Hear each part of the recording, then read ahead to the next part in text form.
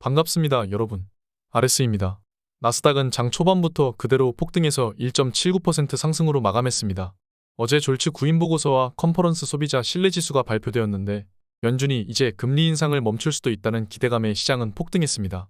더불어 비트코인도 폭등했는데 미국 증권거래위원회가 현물 ETF 승인을 거절한 것에 대해 패소했기 때문입니다. 이제 비트코인은 현물 ETF 출시 가능성이 높아졌습니다.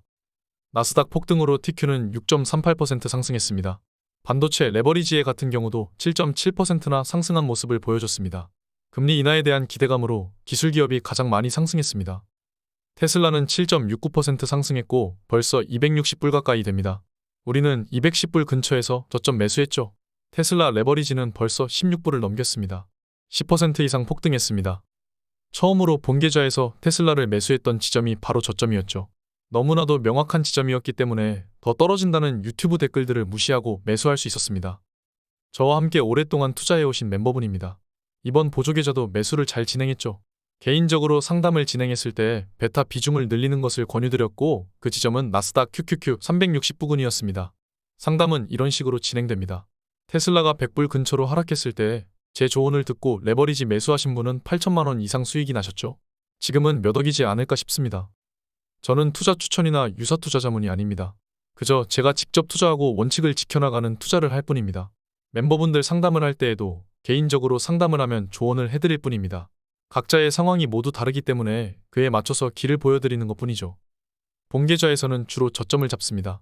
테슬라 레버리지는 벌써 수익률이 30% 가까이 됩니다. 이게 바로 레버리지의 힘이죠. 상승장 계좌에서 매수도 전부 상승입니다. 상승장 계좌는 조금씩 적립식으로 좋은 타이밍에 매수하는 계좌입니다. 투자는 단순합니다. 개인들은 공포에 털려나갑니다. 저도 공포에 시달리던 때가 많이 있습니다. 모든 공포와 악재에도 불구하고 여전히 풀린 돈은 많고 그 돈을 막대하게 쌓아놓은 기업들은 미국에 있습니다. 그렇기에 우리는 투자를 해야 하는 것이죠. 어제 발표된 졸츠 구직 건수를 살펴보죠. 구직 건수가 전월에 대비해서 큰 폭으로 줄어들었습니다. 구인 건수 자체가 감소했다는 것은 임금 상승 압력이 약해질 수 있고 이것은 인플레 압력을 떨어뜨리는 직접적인 원인이 됩니다. 이렇게 되면 연착륙이 가능하고 금리도 내릴 수 있다는 것이죠. 이러한 기대감에 증시가 폭등한 것입니다. 다음 달 금리는 동결될 확률이 압도적으로 높아졌습니다. 긴축 사이클을 종료할 수 있는 기대감이 다시 살아난 것이죠. 어제 발표된 소비자 신뢰 지수는 낮게 나왔습니다. 경기 침체에 대한 걱정이 여전히 있다는 것이죠. 다시 물가가 상승적으로 기울고 있기 때문입니다. 소비자 신뢰 지수가 너무 높으면 소비가 여전히 강하다는 뜻이고 이는 인플레입니다. 반대로 나오는 게 증시에 좋죠. 어제는 비트코인도 같이 폭등했습니다.